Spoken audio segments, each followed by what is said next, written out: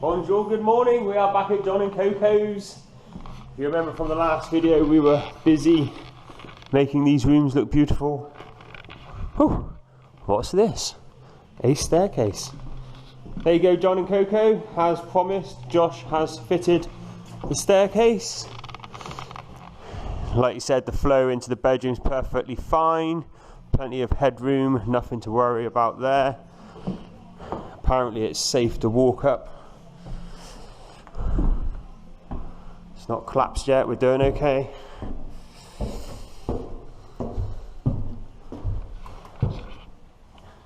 Happy days. Okay, the last time we were up here, we were just putting on one of the another coats of paint. So basically I bought some caulking. We just need to caulk along these edges. Obviously two different materials, you end up with a slight crack line normally along there, so if we caulk it and paint it, that should eliminate that, so that'll be getting done. I just need to finish a final coat of skim on there to finish that wall off, and then that's this room pretty much ready to have the beams treated with something to give them a bit of life, maybe some Osmo oil, maybe some linseed. We're going to see what comes up best, and then there's the flooring, so happy days up here. So same again really in here. Just need to put the caulk in around all the edges where the wood meets the plaster, and then this room is ready for the same again. Another coat of paint to finish off. Bit of treatment on the old beams to bring them to life, and that's that done. And then we're ready for flooring. And then we can start working here. Happy days. John and Coco really want this floor down in here for when they turn up for a site visit. So the plan is to put the final coat of paint on the ceiling, get these beams painted. So that's that done, and then we can start laying the floor. So let's start cracking. Quick look busy, Steve. Right, so as I said, what we've done is we've just cleaned off, took all the masking tape, and then we're just running this real tight bead of caulking along it to stop the crack line. If you don't do that, this is what happens. See the separation between the two materials? So we're trying to eliminate that. So Steve's going to carry on, isn't you, Steve? Happy days. Right, back downstairs. What I've decided is, because it's so busy in there with equipment and stuff, it's going to be a pain in the butt to move it all in here, to move it back out again. So I'm actually going to lay the flooring in here first. That way it's done. Then I can bring stuff in to lay on top of it. We can protect it all, so I'm not too worried about that. So let's get this done. Right, first things first. It has been totally swept through and hoovered up, because the last thing you want is crunching underneath your feet when you walk over your nice new laminated floor. So that's now done. I will now proceed to put the underlay in.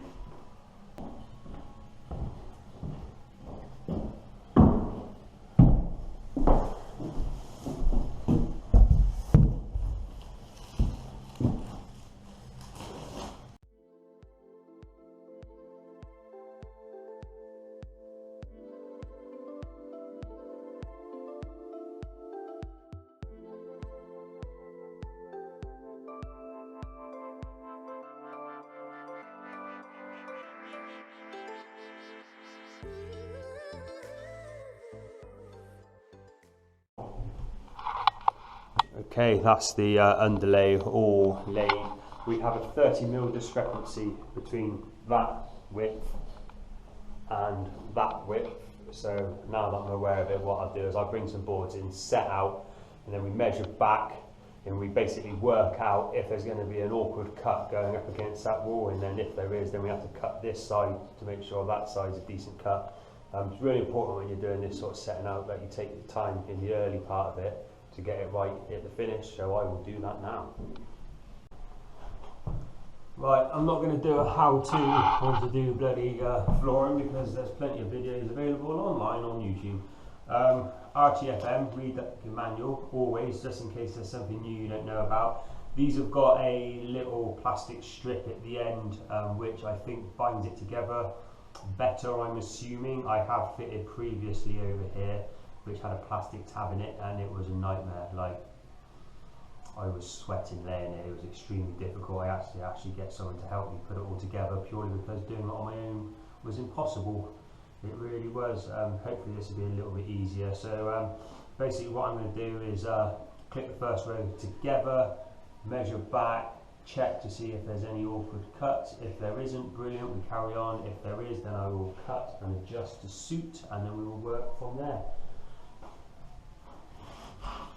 One tip I will always say though, not that I'm telling you how to lay the floor, always check the whole way round, literally the whole way, because if you get a tiny, you can barely see it, but you get tiny little bits of MDF offcuts from the manufacturing process, and they go in, and because the tolerances on this are like really tight, like we're not even talking half a mil, if you get anything in there, it really does notice. So just that quick couple of seconds to just check along the edge, check there's no debris either end, and also to just check the actual laminate itself for any damage, because you can actually get them damaged out of the box. It does happen. All right.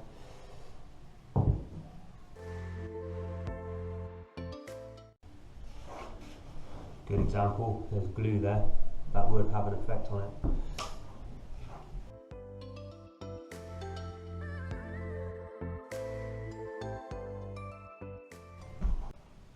Alrighty, so I set out the first 3 rows, did a measure from there to there, and then just transferred it across until I put a mark over there and a mark over there. I then measured back, it was 10 mil out, which means on that side it would run out, so this would progressively just kick in a little bit. So basically what I've done is I've just adjusted, made it parallel, so now from there to there is 2.7 and the same where I'm sitting. So all that means now is I've just scribed the line in all the way down, so it just tapers out. I'll just get that cut, and then when I put it all back in situ, it just means this will now run parallel from side to side. Visually to the eye it looks a lot better. It takes, you know, literally a few minutes to do, and then it's just a better job. So I'll get that cut and refitted.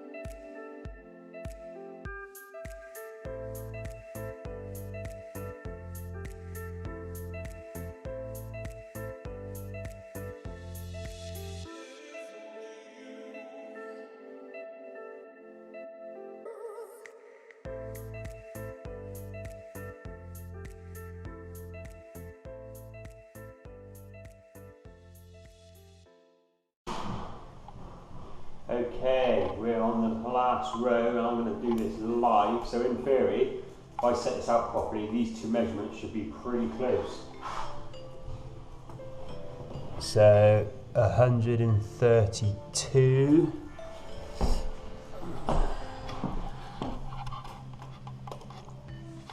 Oh, 130.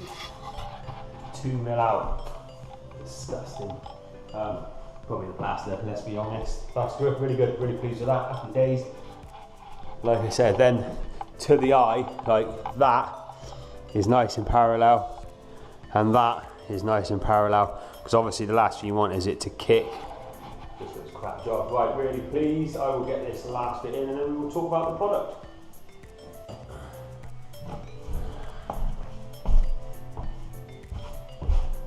Right, last one, which is normally always a little bit awkward, which is why this always comes in handy.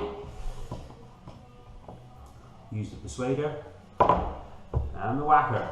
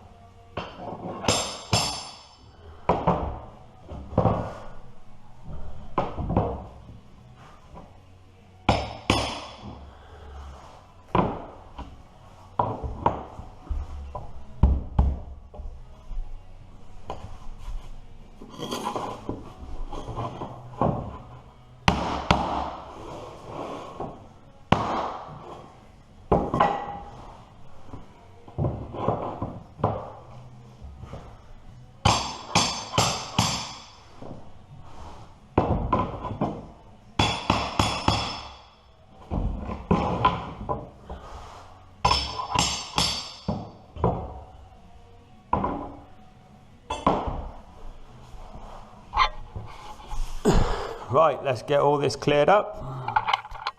All clean and tidy. That is a lovely looking floor. I would happily have this for myself. There you go. Try to break the stagger, try and keep it a little bit inconsistent. It's a bit hard to do on these smaller areas because the offcut always inevitably ends up the same, but as you can see, you got that one the same, that one the same. Then I've purposely changed it, broken the bond, and I do that there every now and then, just try and mix it up a little bit. Some people like it to be, you know, all staggered the same. I personally think broken bond is the best. It's normally what the manufacturer recommends as well. Let's introduce you to it. So this is the product, R10's Intenso, and it's from Leroy Merlin. It was 26 euros for a box, which is not bad, a bit pricey, but you get what you pay for, and it's called Cintello is the colour. Really, really good quality. I actually seen it on a friend's job who I went to help out, and the moment I walked in I went, wow, your floor is lovely, where'd you get that from? And he said, and it was like, I'm impressed. So I recommended it to John and Coco. They agreed, so I went and bought some, and we're going to do the whole house in it. So as you can hear, nice solid sounding floor, lovely jubbly. Right, we're going to do in there next. So basically that was the main reason why I did in here first, was purely because all the gears in there, there's no point shifting it all in here and then having to take it all out again. So I thought, get this done, we can bring it all in here, do that, jobs are good. And so let's see this when it's all cleared out. And that is all clear. Right, we get the green stuff down and crack on.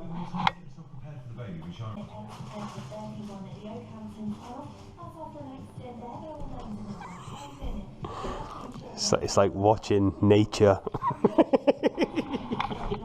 I like Steve, he's ace. Could have asked for a better man to work with. Right. obviously we've been busy putting the underlay down. This room is it parallelogram, where all sides are different, where it's like a rectangle or a square, but someone's moved it like that? That's the word, isn't it? Parallelogram.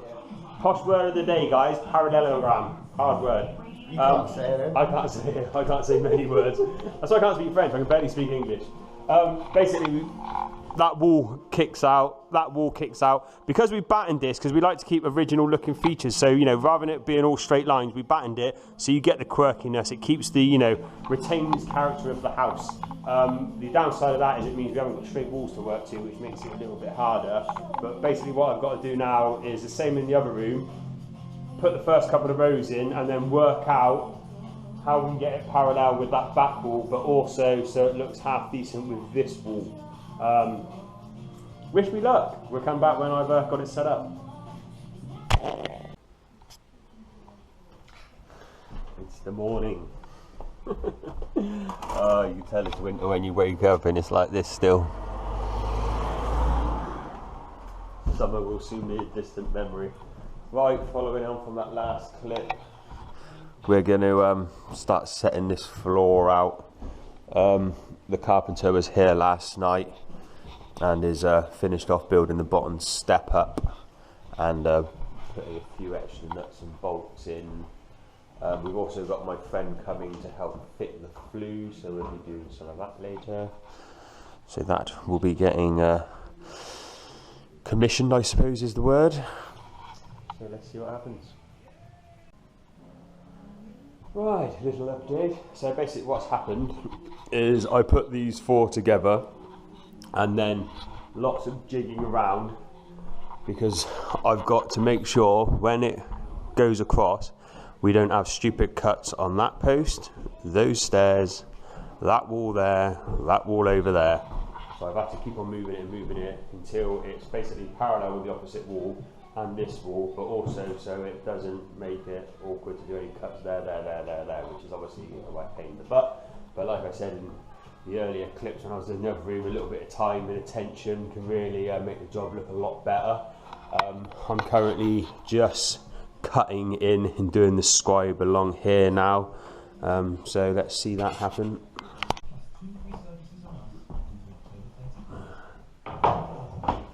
Right, I have got a scribe tool that we could use to follow the contours, but whoever built this has actually done a real nice job in these tones are nice and straight.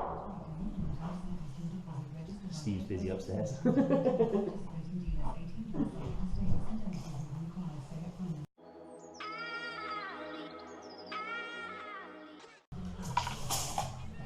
Right, that's that one marked up, we'll get that cut.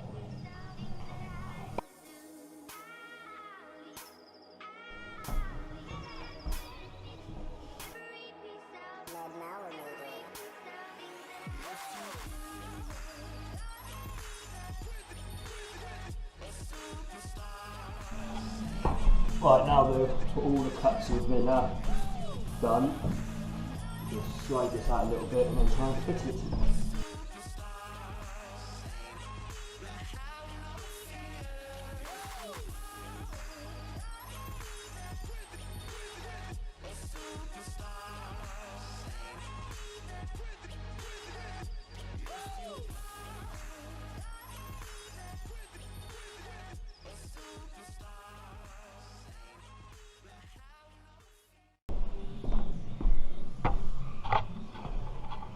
Right, that went nice and well. As you can see, we've got good cuts the whole way along, which looks good. We will now continue to carry on doing this.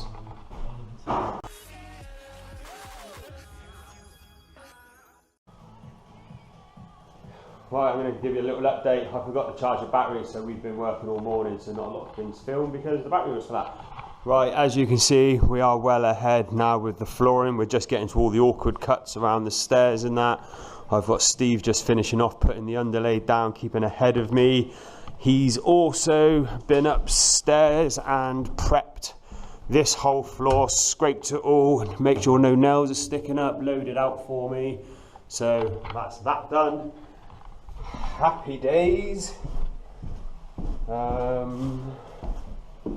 Also, we had the fitter come in yesterday. We didn't film it because he didn't want to be filmed. Not everybody wants to be. So that is now all connected, all tested. Happy days. Steve was also in the other room.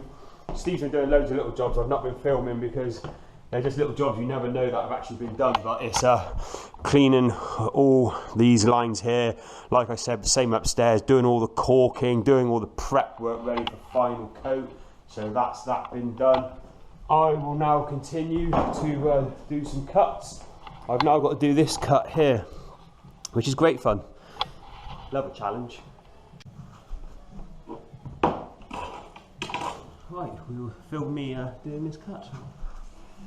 Exciting times at this old French house, John and Coco's.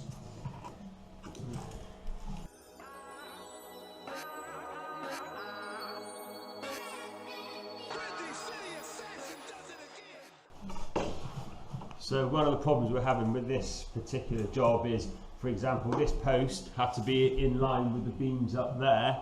So it's not parallel to that, but it's parallel up there.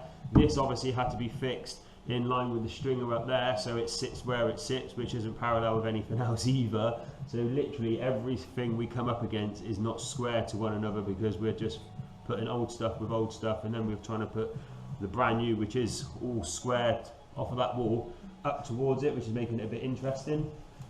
But it's all good.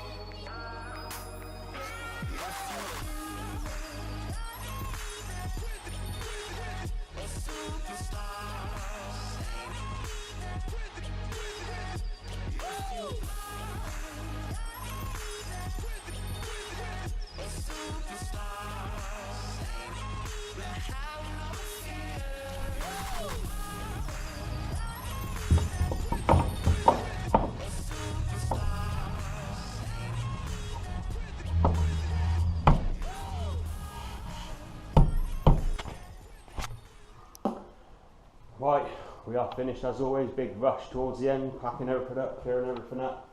That was a good couple of days.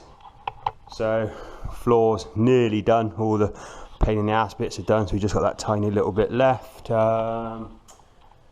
See you next time.